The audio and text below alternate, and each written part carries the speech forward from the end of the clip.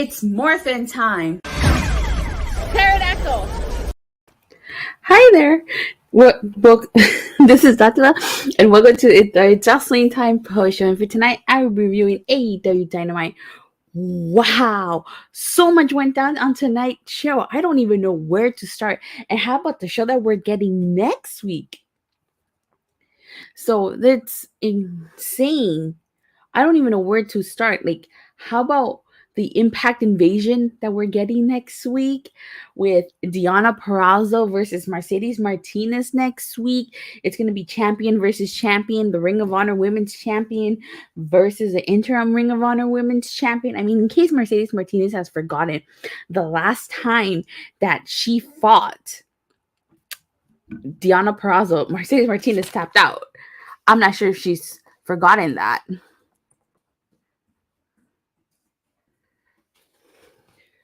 But that's going to be incredible. And then like MJF hinting at W. Morrissey, where he said that Wardlow's going to face someone who's taller than him, stronger than him, bigger than him, and that you can't teach that. That's W. Morrissey from Impact. Like, I don't know if you guys watch Impact on a consistent basis like I do, but Impact has done a great job of building up W. Morrissey.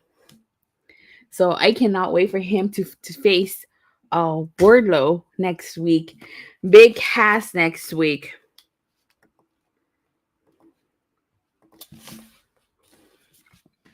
Big Cass. That's going to be an incredible match. And I cannot wait for Dionna versus Mercedes Martinez. Oh, but I have to face reality. I think Dionna Peralta is losing that one, though. I think Tony Khan probably wants to make sure the Ring of Honor titles are all in AEW. So that would mean that Deonna's probably losing. As long as she doesn't tap out, like if it's like a pinfall, then I'll be okay. But if I just don't want to see Dionna tap out, even when she lost her AAA Reina de Reinas title against Taya Valkyrie, like she didn't tap. So I just don't want to see Dionna Peralta tap out.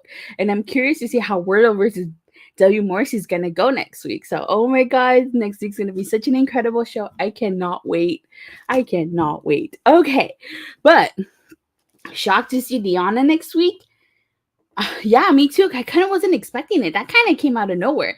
Man, I'm bummed though because I really wanted to see Dionna versus Britt Baker. Hopefully we get some type of segment that leads into that eventually. Britt Baker versus Dionna Peralta. That's a match you don't need the title for. It really doesn't. But oh my God. So like incredible. But how about the ending? How about the main event? Scorpio Sky reclaiming the TNT championship in a ladder match, to say the least. Like, this match, I felt like some people felt like this match was rushed because it came after the 10-man tag match. And I think the 10-man tag match felt rushed. But holy cow, like there is this one spot where Sammy he did like this flip or something, and he like totally hit the floor in that. Like Scorpio Sky moved out of the way. TNT championship equals hot potato. Yeah, pretty much hot potato. My favorite spot in this match was when Ty Conti climbed on Scorpio Sky's back as he was climbing the ladder, and then Paige Van Zandt climbed on Sammy Guevara's back, and he climbed the ladder. I think it was a pretty fun spot if you ask me. Of course, Paige Van Zandt and Ty Conti went at it during this match. After she came out after Ty Conti gave Dan Lambert a low blow. I think Sammy got a concussion from that spot off the ladder. Yeah, I wouldn't be surprised if he did, honestly, because like that was a crazy spot. Oh my God, how about that barbed wire ladder that Scorpio Sky pulled out from under the ring? And then like the standing Spanish fly that Sammy Guevara did to Scorpio Sky on that ladder? Or how about when Sammy Guevara was climbing that ladder and Scorpio Sky dropped him and he landed on the barbed wire ladder? Like, I thought it was over right there, but it wasn't. It was crazy. Crazy. Alrighty, but to AEW Dynamite tonight. Let me see. Michael 101591 saying that was a 10. It wasn't just a 10. It was a Ty Dillinger. It was a perfect 10. All right, but tonight's show kicked off with the Owen Hart Foundation men's qualifier match. It was Dax Harwood versus Cash Wheeler with CM Punk on commentary. This match, amazing. Amazing. Great way to kick off AEW Dynamite. I mean, I liked how they both shook hands at the beginning. Now, there was this one spot where Dax poked Cash Wheeler in the eye, and you could tell he was like, what the hell? So he ended up shoving him. But, and then at one point, both men were down for the count of 10, but they both bring it back in. I think my favorite moment in this match was when Dax, Joe Shipley saying, CM Punk does a great job on commentary. Yeah, he does. I like Chris Jericho on commentary, though. He's my favorite on commentary. All right, so my first spot in this match was when you could see the look on Dax's face when he was hesitant to put the sharpshooter on Cash, because Cash's knee was hurting, because you have to remember that's still his tag team partner. So if Cash gets injured, who would to say what's gonna happen to the tag team?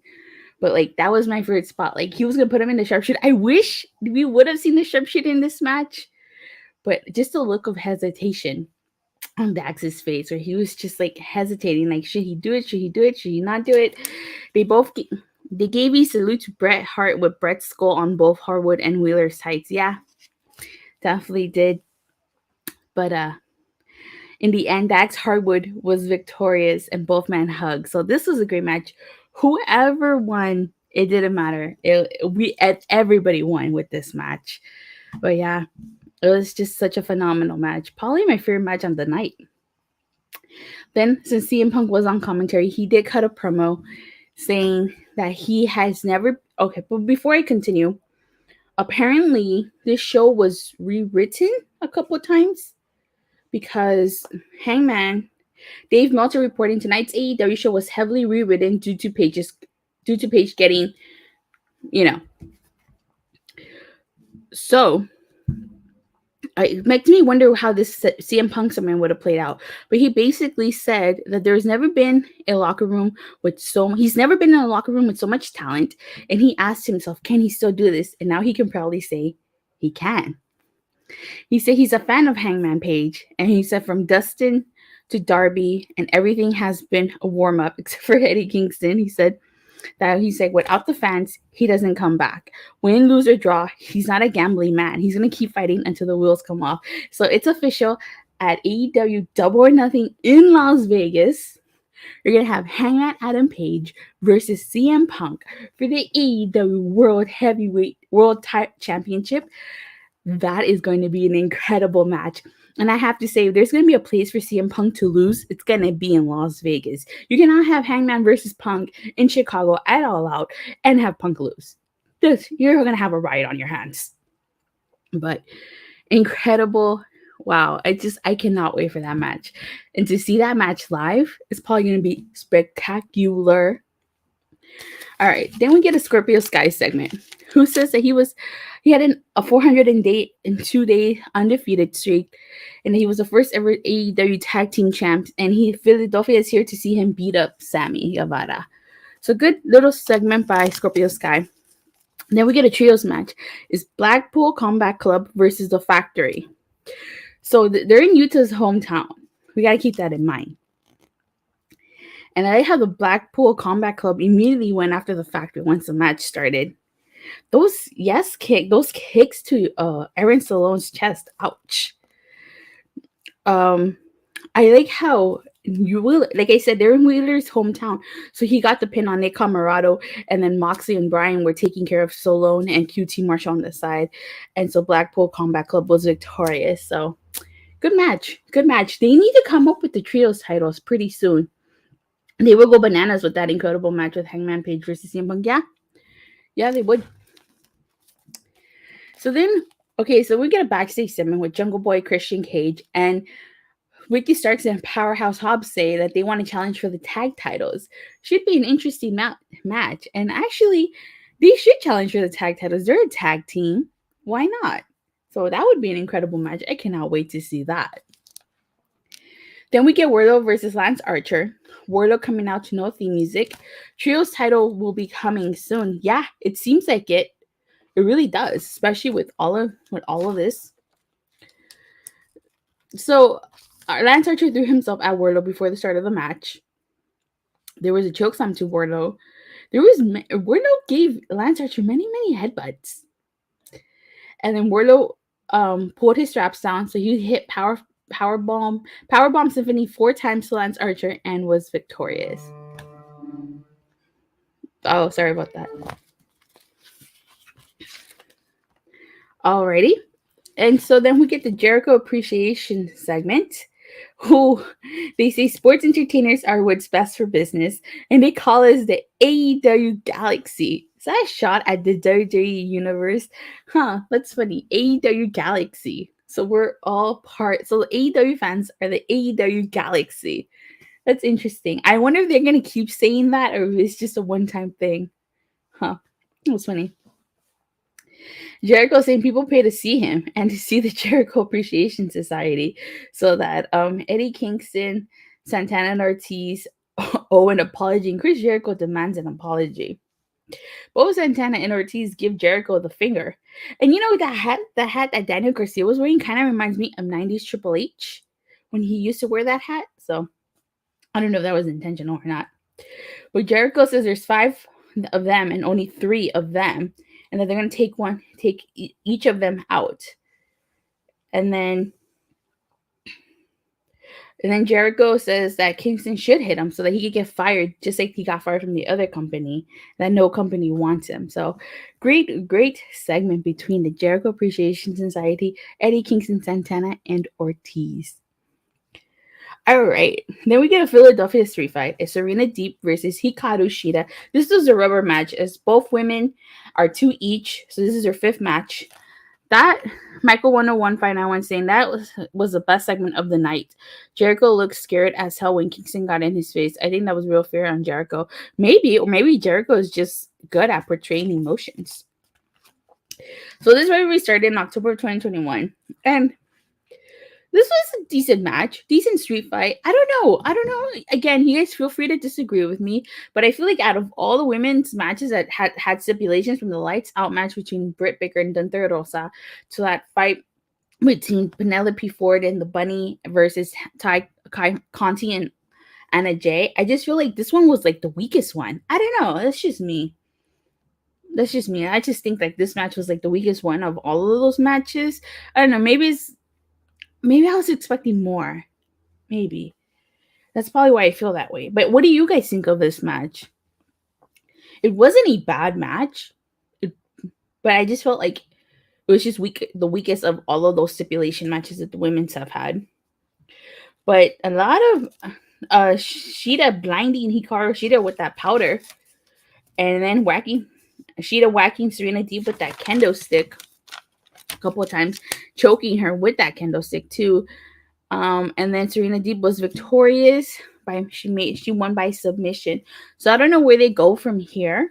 I think the rivalry between them is over. I would think it's over after this, but I don't know. So I think, in my opinion, Serena Deeb should have been in the Owen Hart Foundation tournament, the women's side. I don't know why she's not in it, but she should have been in it. Then we get a House of Black segment. And like you see, okay, the way it starts is like you see Fuego del Sol. Like he's like laying passed out in the middle of the ring. The lights are all off, except for him. He's got like a white light around him. And you see the House of Black members around him, and they're like about to unmask him when Penta comes out. And then he didn't come alone. Pac came out first. And then, like, in the back, you could see Rey Fenix with the shovel. And, like, he takes a swing at House of Black. He misses. But he goes after Buddy Matthews. It was cool seeing Rey Fenix return. It's Fuego, their jobber. LOL. And so I would love to see a Rey Fenix versus Buddy Matthews match. I'd say that would be a banger of a match. But yeah, just the fact that we had this segment which involved the trio, the trios match earlier. We're getting closer and closer, I feel, to a trios title here. I would not be surprised if there's a tournament down the road for a trios title. Then we get a 10-man tag match. It's Adam Cole, Bay, Red Dragon, and the Young Bucks, or the Undisputed Elite, versus the team of Brock Anderson, Dante Martin, Varsity Blonde, and Lee Johnson. No, okay, I think this match kind of did feel a little rush. They did a 4-way BTE trigger on Lee Johnson, and after that, the match was pretty over. The Bucks didn't come out with any. They came out with their shirts on, and then at the end, they were handed shirts with that said Undisputed Elite, and they did this big pose in the ring. So I don't know. I feel like this match should have probably been given more time. Just like the main event should have been given more time. But overall, great show. It was a good match. Let me see. It was a good match, but it felt like a match you see on AEW Dark. Really? Why do you say that? Why do you say that? But I already discussed the main event at kind of towards the beginning. But just to recap, Scorpio Sky did defeat Sammy Guevara in this ladder match. Paige Van Zandt came out. She attacked Ty Conti. Ty Conti gave Dan Lambert a low blow. There was a barbed wire ladder in here somewhere. A great main event. I think tonight was a solid show, but I have to take a. Let me see. Michael 10159 saying a 10 out of 10 show. Yeah, definitely. Like I said, I did think that women's match was a tad bit weak than the other ones. But aside from that, it really didn't bring the quality of this show down. So I'd have to agree with you, Michael 1011591. This show was a Ty Dillinger, a perfect 10. A perfect 10. Honestly, like, great showing. Like I said at the beginning, I cannot wait for next week's show. Deonna Peralta versus Mercedes Martinez, W. Morrissey versus Wardlow. Incredible match. It's going to be an Impact Invasion next week. Although on Rampage, I want to see Danhausen versus, I think he's fighting Hook, right? It's not just a segment between them, like it's an actual match. But I cannot wait to see that. But thank you guys all so much for watching and for your continuing support. Please don't forget to like and subscribe. And I'll see you guys tomorrow after Impact Wrestling. So have a great night, you guys. Bye.